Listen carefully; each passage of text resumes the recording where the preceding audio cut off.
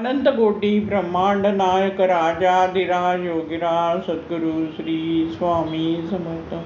नमस्कार स्वामी, साष्टांग नमस्कार. नमस्कार नाना, सदैव नमस्कार. नमस्कार नानी, सहर्ष नमस्कार. नमस्कार स्वामी, सहस्त्र नमस्कार. आज 1 एप्रिल 2026च्या सांघिक प्रार्थनेला आपण सर्वजण जमलेलो आहोत. श्री स्वामी समर्थांच्या चरणी नतमस्तक होण्यासाठी आपण आलेलो. नुकताच आपण स्वामी भवन येथे स्वामी जयंतीचा महोत्सव संपन्न केला.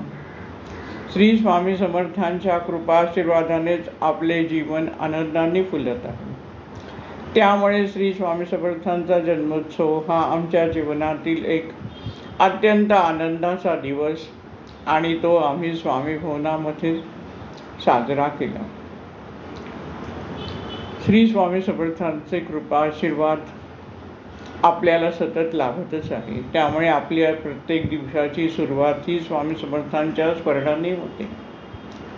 स्वामी समर्थांना आपण रोजच प्रार्थना करतो की मी अज्ञानी आहे, माझ्याकडून काय चुका होतील त्या तुम्ही सर्व जाणून घ्या आणि मला सुधारा, मला ज्ञानी करा, माझ्या जीवनाचा उत्कर्ष करा आणि तुमचे कृपा आशीर्वाद सदैव माझ्यावर राहते. कृपा करी रे रघुराज स्वामी, अशी आमची रोजच प्रार्थना समर्थांना असते. स्वामी जयंतीच्या दिवशी तर अखंड दिवस आपण स्वामी चरणाशी सेवा करत होतो. आपण काय काय करत होतो हे महाराज सगळं बघत होते. असंख्य जमलेले भक्तजन बघून महाराजांना अत्यंत आनंद झाला आणि प्रत्येक जण काय करतंय ह्याकडे महाराजांचं लक्ष होतं आणि प्रत्येकाची सेवा भाव बघून महाराजांचा आनंद द्विगुणित झाला. आई काम करत असते, बालक कुठेतरी खेळत असतं, पण आईचे लक्ष त्या बालकाकडे असतं. बालक काय करतंय मोठ्या कौतुकाने ती त्या बालकाकडे बघत असते. त्याप्रमाणे स्वामी आपण जे काय काम करतोय ते आपल्याकडे बघत होते आणि आपला जो सेवाभाव, आपली जी भक्ती आहे ती बघून महाराजांना अतिशय आनंद झाला आणि म्हणून महाराजांचा चेहरा अत्यंत प्रसन्न आणि आनंदी झालेला अनुभव आपल्याला बघायला मिळाला. जन्मोत्सवाचा जो थाट होता तो राजशाही थाट होता. आपल्या सर्वांना माहितीच आहे की श्री स्वामी समर्थांनी आपल्याला विश्रांतीसाठी मंचक मागून घेतला. मी उभा आहे, माझे पाय दुखत आहेत आणि माझ्यासाठी मंचकाची व्यवस्था करा, अशी स्वामींचा आदेश. हा मंचक कसा असावा हे सांगताना महाराजांनी उल्लेख केला होता की राजशाही मंचक असावा आणि तो तसा राजशाही मंचक आपण तिथे ठेवलेला आहे. त्या दिवशी त्या मंचकाला जर डेकोरेशन केलेलं होतं, स्वामींच्या बाजारामध्ये केलेले फुलांचं डेकोरेशन आणि नानांच्या खोलीत असलेले फुलांचं डेकोरेशन, सगळा राजशाही थाट होता. स्वामींच्या मंचकावर असलेली चादर, नानांच्या पलंगावर असलेली चादर राजशाही थाटाची होती. महाराजांच्या गळ्यात असलेले अलंकार देखील राजशाही थाटाचे होते. सर्व भक्तांनी जो फुललेला सभागृहाचा भाग होता तो देखील एका राजशाही थाटामध्ये होता. सर्वत्र मंगल वाद्य होती, आनंदाला पूर आलेला होता आणि याचबरोबर तिथे राजशाही प्रसादही होता.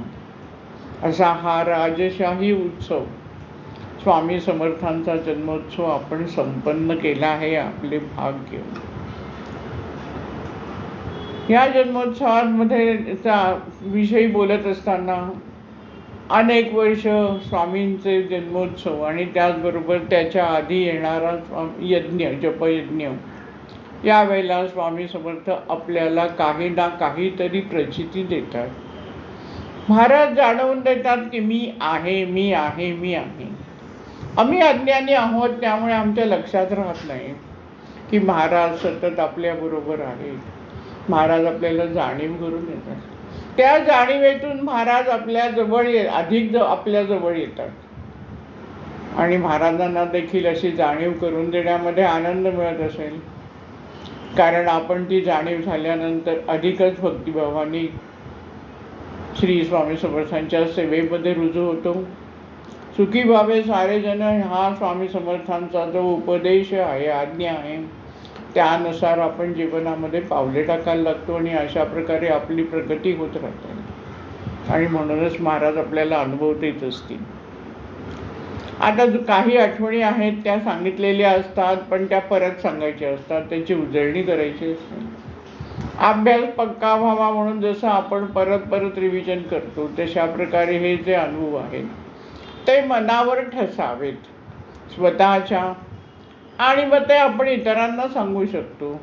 आणि अशा प्रकारे हे जे अनुभव आहे, स्वामींचं हे जे चैतन्य आहे, ते चैतन्य आपल्याला पदोपदी कशी जाणीव करून देतं, या प्रकारचे जे अनुभव आहेत ते आपण इतरांना सांगू शकतो आणि मग ते चिरकाळ टिकतात.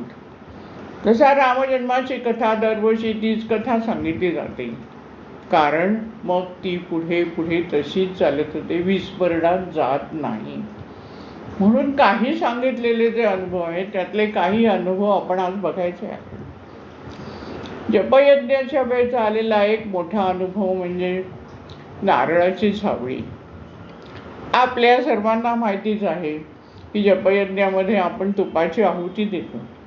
अग्निकुंडाजवळ अगदी जवळ जाणं शक्य नसतं, कारण अग्नीच्या ज्वाळा आलेल्या असतात. त्यामुळे लांब दांड्याचं असं भांडं घेऊन तूप आहुती दिली जाते.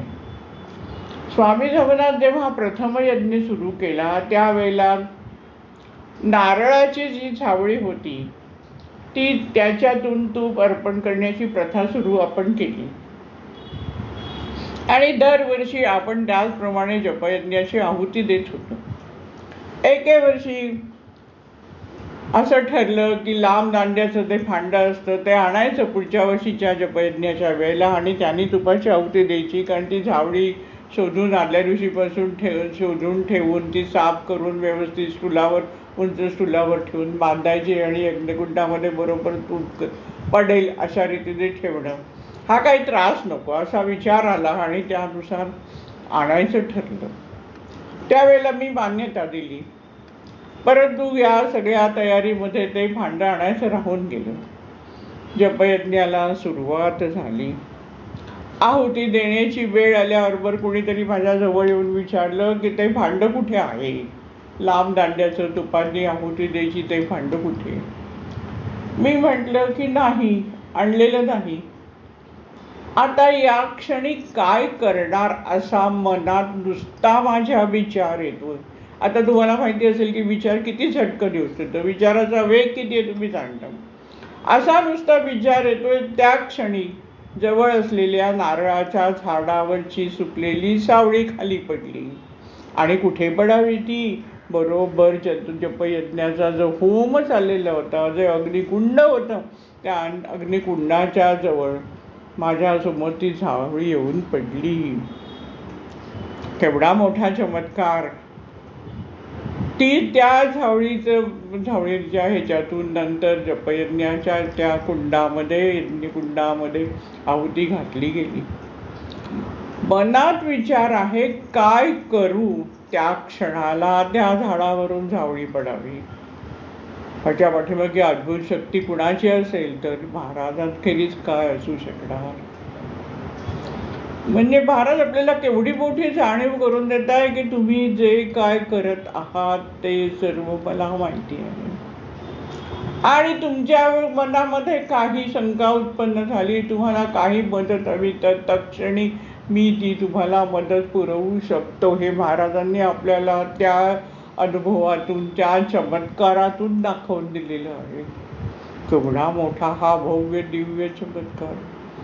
नारळाच्या झाडाची सावळी अशा प्रकारे पडावी आणि त्याच्या मार्फतच यज्ञकुंडामध्ये अग्नी तुपाची आहुती दिली जावी, हा महाराजांचा संकेत. आता जपयज्ञाचा असाच दुसरा एक अनुभव. दरवर्षी स्वामी समर्थांना त्यांच्या जयंतीच्या निमित्ताने नवीन अलंकार आपण घडवतो. अलंकार घडवण्याचं काम सेवाभावाने श्री वसव देवचके करतात. वर्षोवर्ष ही परंपरा आहे. अत्यंत मनोभावे सेवेने ते हे काम करत येतात. जयंतीला केलेले जे नवीन दागिने असतात ते दुसऱ्या दिवशीच्या जपयज्ञाच्या वेळेला आपण महाराजांना घालतो, कारण जयंतीला परत नवीन दागिने येतात. आता जपयज्ञ आहे आणि आहेत ते अलंकार स्वामींना घालावेत. आदल्या वर्षीच्या जयंतीचे अलंकार स्वामींना घालावे म्हणून ते अलंकार मी काढून बसले. ती बॉक्स उघडली, सगळे अलंकार बघितले, सगळे व्यवस्थित होते. परंतु असं दिसलं की स्वामींचे जे बाजूबंद आहेत त्यातला एक बाजूबंद आहे तो जरा खराब झाला आहे, त्याला पॉलिशची गरज आहे. आता रात्रीचे 10 वाजले, उद्या सकाळी 8 वाजता जपयज्ञ सुरू होणार. मनात विचार आला की आता ह्या जपयज्ञ हा जो अलंकार आहे, हा जो बाजूबंद आहे त्याला तर पॉलिशची गरज आहे. एवढ्या रात्री पॉलिश होऊ शकत नाही. आता आपण काय करणार? आपण सकाळी आदल्या दिवशी 2 दिवस आधी आपण अलंकार बघून ठेवायला हवे होते असा मनामध्ये विचार आला आणि मनाला वाईट वाटलं. यातना झाल्या अंतःकरणाला की हे काम मी एवढे विलंबाने का करते. आता काय करू? शेवटी महाराजांना मनातल्या मनात म्हटलं की महाराज, माझ्या हातून चूक झाली, तुम्हीच मला सांभाळून घ्या. आता हाच अलंकार तुम्हाला मी उद्या घालणार आहे. आणि शांतपणे मग झोपले की सगळं महाराजांवर सोपवलं आहे. सकाळी उठले, सकाळची मंदिरातली पूजा वगैरे झालीच आणि 8च्या सुमारास आता यज्ञ सुरू होणार म्हणून 7:45ला मी यज्ञकुंडाच्या जवळ जाऊन बसले. थोड्या वेळाने एक महिला मला सांगायला आली की एक मुलगी आली आहे आणि तिला तुम्हाला भेटायचं आहे, पाठवू का? मी म्हटलं ठीक आहे, पाठव, अजून यज्ञ सुरू व्हायला वेळ आहे, बाकीची तयारी चालू आहे. ती मुलगी आली, परिचित नव्हती, साधारण 25-26 वर्षाची युवती होती. तिच्या हातामध्ये एक बॉक्स होता, साधारण पाव किलो पेढ्याचा वगैरे जेवढा बॉक्स असेल त्या साईजचा बॉक्स होता. तिने तो मला दिला आणि मला म्हणाली, देवचके मॅडमनी हा बॉक्स पाठवला आहे. मी म्हटलं काय आहे? मला वाटलं त्यांनी प्रसाद म्हणून पाठवलेला असेल म्हणून मी म्हटलं या बॉक्समध्ये काय आहे? ती म्हणाली याच्यामध्ये बाजूबंद आहे. मी एक क्षण उडालेच. देवचक्यांनी एवढ्या सकाळी चिंचवडवरून हा बाजूबंद कसा पाठवला आणि बाजूबंद हवा आहे त्यांना कसं कळलं, याविषयी माझ्या मनामध्ये अत्यंत कुतूहल निर्माण झालं की हा काय चमत्कार आहे. त्या मुलीकडून ते ठेवून घेतलं, तिला प्रसाद द्यायला सांगितलं, दुसऱ्या महिलेला सांगितलं तिला प्रसाद वगैरे दे.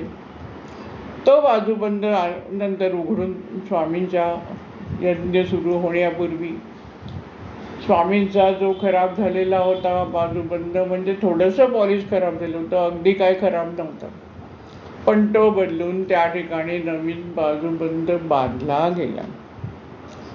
माझ्या मनात विचार असेच की देवचके मॅडमने पाठवला, परंतु प्रत्यक्षात घटना अशी घडली होती की तो बाजूबंद देवचके मॅडमने पाठवलेला नव्हता. त्यांना काहीच माहिती नव्हतं याविषयीचं. मग ही मुलगी कोण?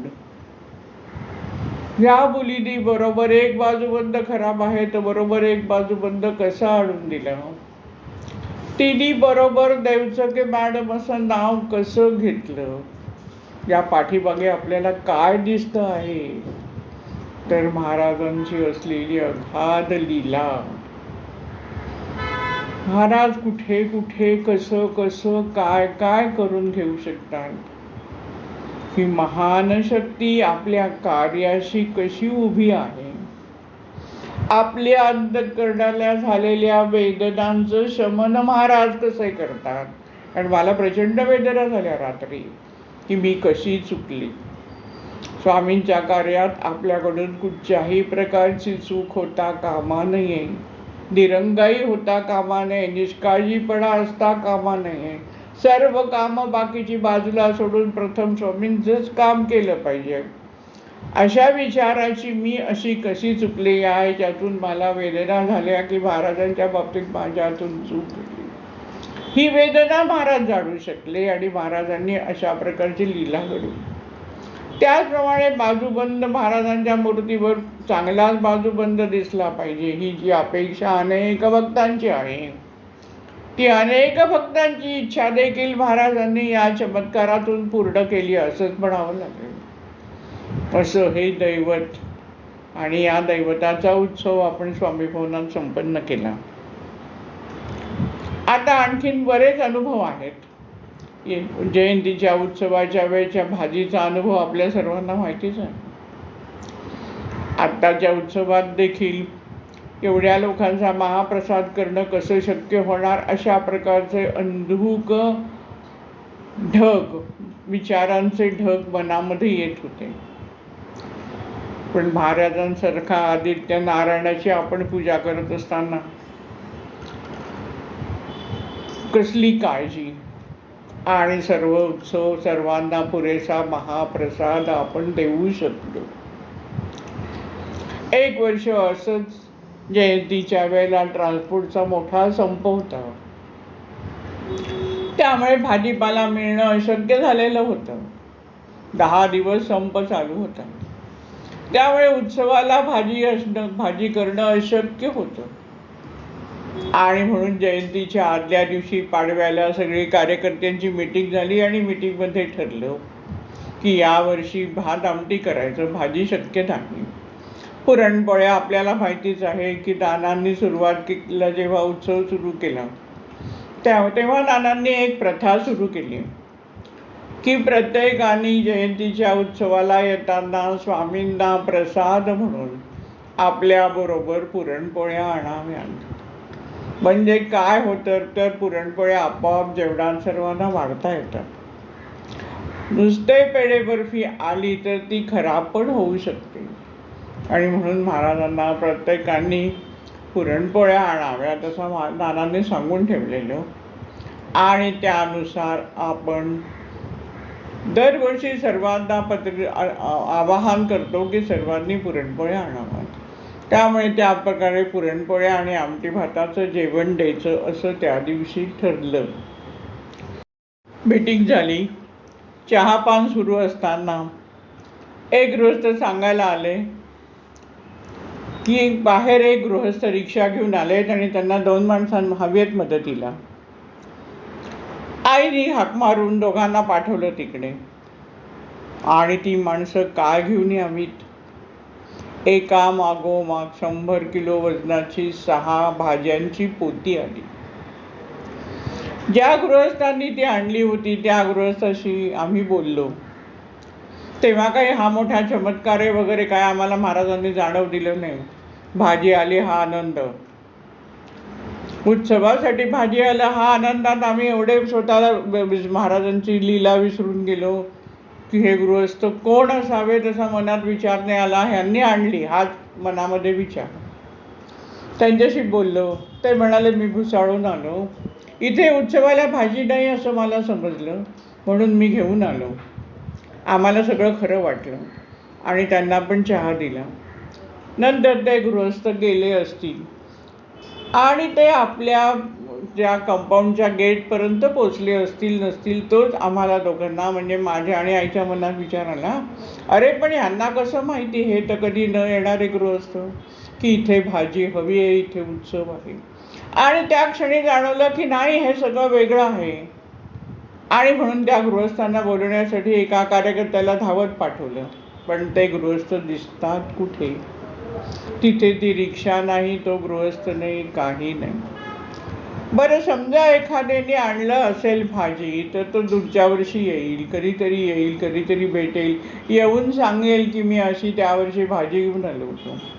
पुढे मनामध्ये मग अनेक प्रश्न येत राहिले की एवढी 6 पोती त्यांनी लोणावळ्याच्या प्लॅटफॉर्मपर्यंत आणली, त्याला ते रिक्षात त्यांनी कशी ठेवली, तेव्हा त्याला कोणाची मदत नाही लागली, त्याला फक्त स्वामीभवनाच्या दाराशी आल्यानंतरच ती पोती उचलायला माणसांची गरज लागली.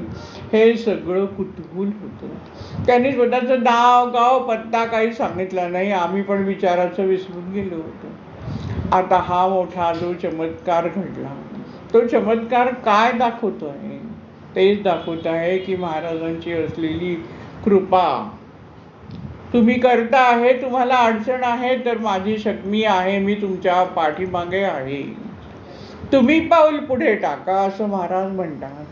आणि महाराजांची शक्ती आपल्याला जे काही चांगलं कार्य करायचं आहे, त्या चांगल्या कार्यासाठी महाराजांची महान शक्ती सदैव आपल्या पाठीशी आहे. हा विश्वास आपल्याला देण्यासाठी महाराजांनी हा चमत्कार घडवला. त्याचबरोबर माझे जे सर्व भक्त आहेत, त्या सर्व भक्तांना व्यवस्थित प्रसाद मिळावा, ही महाराजांची इच्छा. महाराज सर्व काही देतात हेच त्यातून जाणायचं आहे. फक्त आपली अनन्य भावे निष्ठा असणं खूप गरज आहे. तुकाराम महाराजांनी पण सांगितलेलं आहे की अन्न वस्त्राची काळजी करू नकोस तू, तो भगवंत आहे, तू फक्त भगवंताचं कार्य करत राहा. भज गोविंद भज गोविंद. ईश्वराच्या ही शक्ती आहे, त्या शक्तीला अनन्य भावाने शरण जाणं आणि या ईश्वरी शक्तीला जे अपेक्षित आहे त्यानुसार आपण कार्य करत राहणं, त्यानुसार आपला आचार विचार असणं आणि सर्वांचे मंगल व्हावे ही भावना असावी, ही ईश्वराची इच्छा. ते आपण करत राहिलं तर भगवंताची अशी कृपा होते की आपल्याला अन्न वस्त्राची काळजी करायला लागते. रामदास स्वामी पण तेच म्हणत आहेत, आम्ही काय कोणाचे खातो रे, श्रीराम आम्हाला देतो रे. हा परमेश्वर देतोय, त्या परमेश्वराला शरण जा अनन्य भावाने. उगाच दुसऱ्यांना शरण जाऊ नका, फक्त परमेश्वराचे पाय धरा, सत्यानी वागा, कोणाला घाबरू नका, स्वतःचा स्वार्थ बघू नका, निस्वार्थ बुद्धीने कार्य करत राहा, सदैव कर्तव्याचं पालन करा, विनम्र राहा आणि ईश्वराला शरण जा आणि सर्वत्र आनंद मिळा. ही ईश्वराची इच्छा, ती तुम्ही करत राहा. मग तुम्हाला अन्न वस्त्राची काळजी करायची गरज नाही. असा हा भगवंत श्री स्वामी समर्थ. श्री स्वामी समर्थांनी नानांना दर्शन देऊन जगन्नाथपुरीची पण यात्रा करायला सांगितली. बेटा जगन्नाथाला चल असं स्वामी म्हणाले. म्हणजेच स्वामी नानांच्या बरोबरच होते. जगन्नाथपुरीला पोचल्यानंतर नानांनी एक काव्य रचले. ध्वजस्वामींचा आज भविता पावन या क्षेत्री, फुलली मनमनी धवल यशाची अपूर्वती तृप्ती. तृप्त होऊनी वंदन करीतो आज जगन्नाथा, सर्व समर्पण करीतो चरणी घालुनी दंडवता. पुढे नाना म्हणतात, महद्भाग्य हे दिघले मजला माझ्या स्वामींनी, कृपातयांची मजवर घडता नयनी ये पाणी. पुत्र आपुला मानुनी मजवर करती प्रेम किती, कशी सांगू हो शब्दांनी त्या प्रेमाची महती. स्वामींचं असलेलं अलोट प्रेम नानांनी या शब्दातून, या काव्यातून आणि त्यांची असलेली स्वामी भक्तीची तळमळ व्यक्त केलेली आहे. स्वामींच्या विषयी असलेलं अगाध प्रेम नानांच्या या काव्यातून निर्माण होते. आणि म्हणून स्वामींचे हे जन्मोत्सव आपण स्वामी भवनात करत असताना स्वामी परमपूज्य नानांना किती आनंद होत असेल याचा विचार करा. म्हणजे स्वामींचा आज भविता पावन या क्षेत्री. स्वामींचा ध्वज जगन्नाथपुरीला पदयात्रा करून पोचून नानांनी तिथे लावला. भक्ती मार्गाचा प्रसार करत करत ही यात्रा झालेली आहे. यात्रेत पदोपदी भेटलेल्या प्रत्येक व्यक्तीचं जीवन नानांनी घडवत नेलेलं आहे. त्यांच्या जीवनातील जे कष्ट आहेत, भोग आहेत, ते नाहीसे करून त्यांना भक्ती मार्गाची गोडी लावली. आणि तो प्रदेश आणि त्या प्रदेशात असलेले राहणारे अनेक जण, अनेक जीव नानांच्या या पदयात्रेमुळे, नानांनी केलेल्या श्रीराम श्रीम जपामुळे आणि स्वामींचं असलेलं त्यांचं लावलेलं त्यांना सान्निध्य, याप्रमाणे सर्व जीव आनंदित करत करत तो प्रदेश आनंदित करत करत ही पदयात्रा झाली. त्या याच्यातून अनेक ठिकाणी त्या गोष्टींचा सहज प्रसार होऊ लागला. फुलाचा सुगंध जसा आसमंतामध्ये पसरतो, त्याचप्रमाणे या पदयात्रेतून जी भक्ती सांगितली गेली, जी भक्ती फुलवली गेली, तिचा सुगंध अनेक ठिकाणी पसरत गेला. असं या यात्रेचं मोठेपण आहे, महानपण आहे. अशा भानाने नावलेल्या स्वामी भवनात आपण उत्सवासाठी जमलो होतो. आता उत्सव मंदिरात किंवा उत्सव स्थळावरच का करायचे? काही जण म्हणतात की आम्ही वर्षभर घरामध्ये स्वामींचा उत्सव करतोय, तर ते सोडून आम्ही कुठे उत्सवाला येणार, मठामध्ये उत्सवाला कुठे जाणार? वैयक्तिकदृष्ट्या माणसाच्या मनात, सर्वसामान्य भक्ताच्या मनात असा विचार येणं सहज शक्य आहे. परंतु जोपर्यंत तुम्हाला एखादं स्वामींचं जागृत देवस्थान मिळालं नाहीये, जोपर्यंत तुम्हाला कोणी मार्गदर्शक मिळाला नाहीये, तुम्ही तुमची स्वामींची पूजा करत आहात, तोप्रमाणे त्यावेळेला तुम्ही घरात पूजा करणं, उत्सव संपन्न करणं योग्य. परंतु ते जेव्हा तुम्हाला महान मार्गदर्शक मिळतोय आणि त्यांनी एखादं स्थळ स्थापन केलेलं आहे आणि त्या ठिकाणी जन्मोत्सव किंवा उत्सव संपन्न होत आहेत, तर त्यावेळेला आपला असलेला संकुचित भाव सोडून आपण त्या उत्सवामध्ये कार्य करायला जायला पाहिजे. कारण फार मोठी महान शक्ती तिथून आपल्याला मिळणार आहे. स्वामींनी जिथे आपलं अधिष्ठान ठेवलं आहे त्या स्थानावर जाऊन महाराजांची सेवा केलेली महाराजांना निश्चित मिळते. घरातली पूजा अर्चा सकाळी लवकर उठून करून घेऊन उत्सव स्थानावर आपण कार्य करण्यासाठी, आपला भक्तिभाव व्यक्त करण्यासाठी जाणं अत्यंत गरजेचं. तसंच मंदिरामध्येच नामसाधना करण्यासाठी, अनुष्ठान करण्यासाठी मंदिरामध्येच जाण्याची गरज आहे. कारण जेव्हा आपण घरामध्ये करत राहतो आणि मंदिरात वगैरे कुठेही जात नाही, त्यावेळेला असतं की घरामध्ये केलेलं नामस्मरण किंवा नामोच्चार जे काय असेल ते, नामस्मरण म्हणजे ईश्वराचं स्मरण करून नाम घेणं आणि त्यावेळेला इतर सगळ्या गोष्टी पूर्णपणे विसरून जाणं.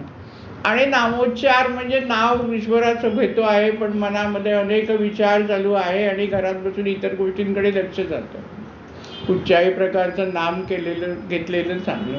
कारण नामोच्चाराचा काय उपयोग नाही असं काही जण म्हणतात, पण तसं नाही आहे. तुम्ही ईश्वराचं स्मरण करूनच त्याचं नाव घ्यायला सुरुवात केली आहे, पण तुमचं मन इकडे तिकडे धावतंय सुरुवातीच्या काळात, ठीक आहे, त्याचाही फायदा आहे.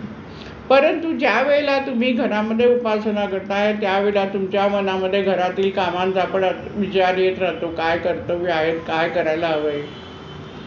आणि त्यामुळे तेवढी नामसाधना एकाग्रतेने होऊ शकत नाही. कुठेतरी एक कामाचं दडपण असतं. पण ज्या वेळेला तुम्ही मंदिरात जाता, मठामध्ये जाता आणि तिथे नामस्मरण करता, तिथे उपासना करता, तिथे सेवा करता, त्यावेळेला तुम्हाला कसलंही दडपण नसतं. तुम्हाला दुसऱ्या कुठल्या गोष्टी आठवत नाही आणि तुमचं मन पूर्णतः ईश्वर चरणाशी समर्पित होऊ शकतं. आणि म्हणून तिथल्या असलेल्या ऊर्जालहरी तुम्ही प्रचंड ऊर्जालहरी सहजपणे घडवू शकता. ज्याप्रमाणे घरातील विजेचा जो दाब आहे आणि जिथून वीज येते त्या ठिकाणी असलेल्या विजेचा दाब याच्यामध्ये फरक आहे. तोच फरक घरातील असलेले नामस्मरण आणि उत्सवाच्या ठिकाणी केलेलं, मठामध्ये जाऊन केलेलं नामस्मरण, प्रार्थना ही का अधिक त्याच्यामध्ये अधिक शक्ती असते हे जाणून आपण उत्सवामध्ये सहभागी होणं गरजेचं असतं. काही जण म्हणतात की मठात, मंदिरात मध्ये दर्शनाला खूप मोठी रांग असते, खूप वेळ थांबायला लागतो आणि म्हणून दर्शनाला जात नाही. पण एक छोटीशी ओवी माझ्या वाचनात आली, ती तुम्हाला सांगते. ग्रामीण महिलेचं वाक्य आहे ते. 6वा माझा दंडवत उभी राहिली बारीला, माझ्या ग दर्शनाची चिंता पडली हरीला. केवढा विश्वास या महिलेने दाखवलाय. ग्रामीण महिला आहे, वारीची रांग खूप मोठी आहे, तरी देखील तिला दर्शनाची चिंता नाही.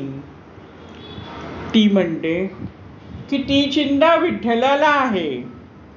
केवढं हे प्रेम, हा भाव असा आपल्याला वृद्धिंगत करायचा आहे. जितक्या वेळ तुम्ही त्या वातावरणामध्ये असता, 5 मिनिटात दर्शन झालं, वा माझं काय छान झालं, असं पण अभिमान भक्त लोक दाखवतात. परंतु मी असं म्हणते की तिथे ज्या ऊर्जा लहरी आहेत, त्या ऊर्जा लहरींची स्पंदनं ग्रहण करण्यासाठी तुम्हाला जास्त वेळ थांबायला पाहिजे. आणि जर बारीक गर्दी असली, फार मोठी रांग असली, तरी कंटाळा करू नका. परमेश्वराला त्या ग्रामीण महिलेने म्हटल्याप्रमाणे चिंता विठ्ठलाला आहे, पर स्वामींना चिंता आहे तुम्हाला दर्शन द्यायची. तुम्हाला किती वेळ थांबवून घ्यायचं हे महाराज जाणतात. तुम्हाला किती वेळ थांबल्यानंतर आवश्यक तेवढ्या ऊर्जा लहरी मिळत आहेत हे महाराज जाणतात. हा विश्वास ठेवून त्या जे उत्सव आहेत त्या वेळेला उत्सवाला येणं आणि उत्सवा दर्शनासाठी रांगेत राहणं खूप गरजेचं आहे. हे सगळं आपल्यासाठी आहे. हे जाणून जर तुम्ही भक्ती केलीत तर तुमच्यावर कृपा लवकर होऊ शकते.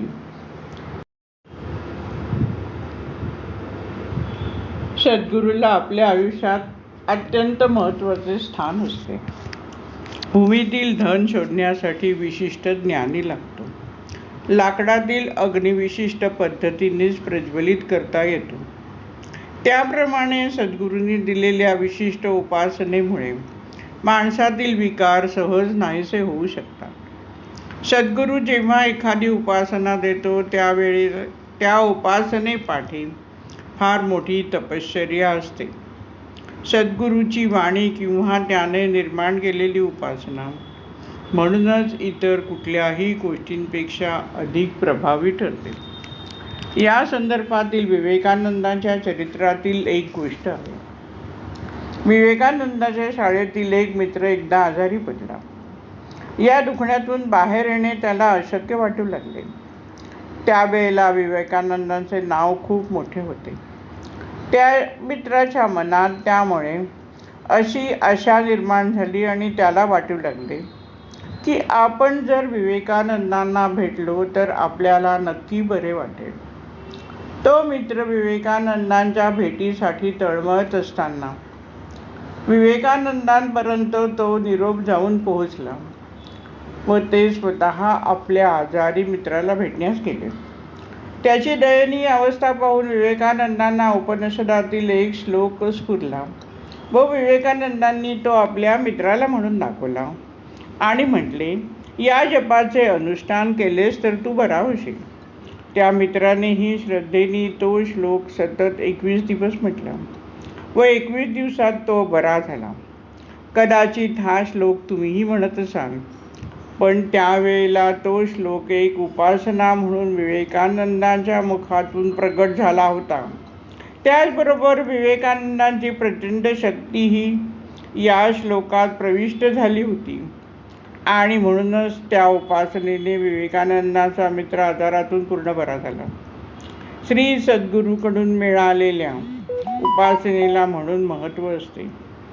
मला स्वतःला सांगायला अतिशय आनंद वाटतो की परमपूज्य नानांनी दिलेल्या उपासना अंगीकारल्यामुळे लोकांना उत्तम अनुभव आले आहेत. श्री समर्थांनी परमपूज्य नानांना भक्ती पेरीत जा अशी आज्ञा केली. श्री स्वामींच्या आज्ञेनुसार ही दैवी उपासना आपल्यापर्यंत येऊन पोहोचली आहे. या दैवी उपासनामागे दैवी शक्ती आपल्यासाठी कार्य करते. ही महत्त्वाची गोष्ट सदैव ध्यानी असू दे. बरेचदा काही लोकांना असे वाटायला लागते की दुसऱ्यावर पहा कशी लवकर कृपा केली, माझ्यावर मात्र अजूनही एवढी उपासना करून कृपा वर्षाव होत नाही. पण यामागे खूप कारणे असतात. उदाहरणार्थ आपल्या पूर्वजन्मीचे कर्म, या जन्मीचे कर्म, घराण्यातील पूर्वापार चालत आलेले दोष इत्यादी. एखाद्या व्यक्तीच्या घराण्यातील पुण्यघटनांमुळे उपासना केल्यावर त्वरित शुभफळे प्राप्त होतात. पाऊस सर्वत्रच पडतो. सागरात पडला तर ते पाणी खारटच राहणार, नदीत पडला तर तेच पाणी गोड होते, पाऊस खडकाळ माळ रानावर पडला तर ते पाणी वाहून जाते, पण स्वाती नक्षत्राच्या मुहूर्तावर शिंपल्यात पडणारे तेच पावसाचे थेंब मोत्याचे रूप धारण करतात. सद्गुरूची कृपा ही तशीच आहे. त्यासाठी कृपापात्र होण्यासाठी आपल्याला प्रयत्नशील राहावे लागते. षड्रिपू ताब्यात आणण्यासाठी आपण प्रयत्नशील असायला हवे. उपासना करताना या गोष्टीवर ध्यान केंद्रित करणे आवश्यक आहे. सर्व विकारांवर ताबा मिळवणे कठीण आहे. सर्व षड्रिपूंवर ताबा मिळवतो तो सिद्ध पुरुष होय. पण पट्ट्यापट्ट्याने आपली प्रगती करीत राहणे कठीण नाही, आणि हीच खरी उपासना आहे. आपल्या देशात अनेक संत होऊन गेले. प्रत्येकाने एक विशिष्ट उपासना पद्धती दिली आहे, कारण ते जाणत होते की उपासनेच्या मार्गानेच मनुष्य आपली प्रगती करून ईश्वराची कृपा प्राप्त करून घेऊ शकतो. म्हणूनच सद्गुरू व उपासना या दोन्हीचे आपल्या आयुष्यामध्ये अत्यंत महत्त्वाचे स्थान आहे. आणि म्हणूनच सद्गुरूला आपल्या जीवनामध्ये अनन्यसाधारण महत्त्व आहे. परंतु सद्गुरू तो ओळखावा. ओळखून आणि जाणून सद्गुरू करायचा असतो. नानांच्या आनंद यात्रा या पुस्तकामध्ये एक उल्लेख आहे. आज मुद्दाम त्याचा उल्लेख करते, कारण सिद्धी प्राप्त झालेले अनेक लोक आपल्याकडे माणसांना खेचून घेतात, चमत्कार दाखवून आपल्याकडे खेचून घेतात, आणि त्यामुळे माणसांच्या मनामध्ये अनेक संभ्रमही निर्माण होतात. उपासनेकडे पाठ फिरवून माणसं अशा सिद्धी असलेल्या माणसाकडे धावत राहतात. ते कितपत योग्य आहे त्याच्याविषयीचे नानांनी केलेले जे विवेचन आहे ते आपण ऐकूया. त्या कथेत असं आहे की नाना कोल्हापूरला असताना, त्यांचा कोल्हापूरला असताना बाळ महाराजांशी परिचय झाला. बाळ महाराजांना अनेक सिद्धी अवगत होत्या. नानांबरोबर झालेल्या भेटीमध्ये त्यांनी जमिनीवरून हात फिरवला आणि पेढा काढून नानांना दिला. सगळे लोक भारावून गेले. नाना मात्र भारावून गेले नाही. नानांच्या मनात प्रश्न आला, सिद्धी आहे, पण या सिद्धीने, या चमत्काराने फक्त लोकांना आकर्षित करून घेणार आणि वाहवा मिळवणार. या सिद्धीचा, या चमत्काराचा माणसाच्या जीवनामध्ये काय उपयोग?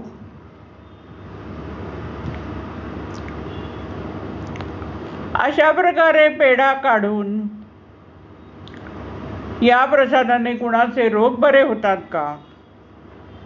का कुणाच्या चिंता बऱ्या होतात? का दर्शन घेतल्याचे समाधान मिळते? स्वतःची आध्यात्मिक प्रगती होते? आणि याच्यावर भाष्य करताना नानांनी म्हटलं आहे की सिद्धीचा उपयोग हा लोक कल्याणासाठी झाला पाहिजे, आणि सिद्धी प्राप्त झालेल्या व्यक्तींनी देखील आपल्या सिद्धीचा असलेला उपयोग समाजासाठी होतो आहे, की आपण केवळ आपल्या भोवती माणसं जमा करतोय हा विचार करणं गरजेचं आहे. आपली असलेली सिद्धी ही लोक कल्याणासाठी वापरली गेली पाहिजे, हे भान सिद्ध पुरुषांनी ठेवायला पाहिजे. आणि त्याचबरोबर केवळ काहीतरी चमत्कार होतात आणि त्याच्या मागे धावणं, याविषयी देखील भक्तांनी, माणसांनी जागृत राहणं गरजेचं आहे. म्हणून गुरु तो ओळखावा. आणि म्हणूनच आपल्याला स्वामींची उपासना कशी करावी याचं मार्गदर्शन देणारे नाना भेटले आहेत. नानांनाही अनेक सिद्धी प्राप्त होत्या, परंतु नानांनी त्या सिद्धीचा दुरुपयोग केला नाही, प्रसिद्धीसाठी केला नाही. श्री स्वामी समर्थांनी नानांना उचलून धरलेलं होतं. आपल्याला कथा माहितीच आहे की अक्कलकोटच्या पदयात्रेत नाना तुळजापूर भवानीच्या दर्शनाला जाऊ शकले नव्हते. तर साक्षात तुळजापूर भवानी अक्कलकोटमध्ये एका तिच्या भक्त महिलेच्या घरी प्रगट झाली आणि तिने बोलवून तिच्या भक्त महिलेला निरोप दिला की ठाण्याहून जे गृहस्थ चालत आले आहे ते तुझ्या प्रश्नाचं उत्तर देतील. नानांची महानता वाढवण्याचा प्रश्न, अक्कलकोटमध्ये नानांची महानता वाढवण्याचा प्रश्न साक्षात श्री स्वामी समर्थांनी घडवून आणला आहे. अशा नानांनी आपल्याला उपासना दिलेली आहे आणि ती उपासना आपण करत आहोत. त्यात आपल्याला स्वतःला भाग्यवंत समजा. ईश्वर शक्तीच्या सतत सान्निध्यात राहणाऱ्या नानांच्या सहवासात त्यांच्या उपासनेत राहण्याचे भाग्य आपल्याला राहिले आहे. ही भक्तीची बाग बहरली आहे, सुगंधाने आसमंत दाटून गेला आहे आणि म्हणूनच आमचं जीवन असं आनंदाने फुलून आलेलं आहे. उपासना करत राहा. उपासनेला दृढ चाल व्हावे, भूदेव संतासी सदा नमावे, सत्कर्मयोगे वयघाल व्हावे, सर्वामुखी मंगल बोलवावे. स्वतः सदैव उपासकाच्या भूमिकेत राहून इतरांनाही उपासकाच्या भूमिकेत आणण्यासाठी प्रयत्नशील राहूया आणि त्याच वेळेला खऱ्या अर्थाने आपलं जीवन आनंदाने बहरून येईल. आणि म्हणून आनंदाने म्हणूया श्री स्वामी समर्थ, श्री स्वामी समर्थ, श्री स्वामी समर्थ. सदैव महाराजांचं स्मरण, नित्य महाराजांचं स्मरण. त्यांच्या उपदेशा फक्त मला मदत करी भावना नको, तर त्यांच्या उपदेशाचं स्मरण आणि आचरण आमच्या हातून घडू दे अशी कळकळीची प्रार्थना श्री स्वामी समर्थांच्या चरणी करून धन्य होऊया. सद्गुरू श्री स्वामी समर्थ. स्वामी कृपेच्या किती कथा सांगाव्यात. वर्षल्या वर्षल्या पावसाच्या धारा, चिंबता चिंबता जीव शिव झाला. अशा महाराजांच्या कृपेचे अनेक अनुभव आहे आणि या अनुभवांचं गुंफण करून त्याचा सुंदर हार करूया आणि तो श्री स्वामी समर्थांच्या चरणी अर्पण करूया. सद्गुरू श्री स्वामी समर्थ. स्वामीं तव शरणं, स्वामीं तव शरणं, स्वामीं तव शरणं.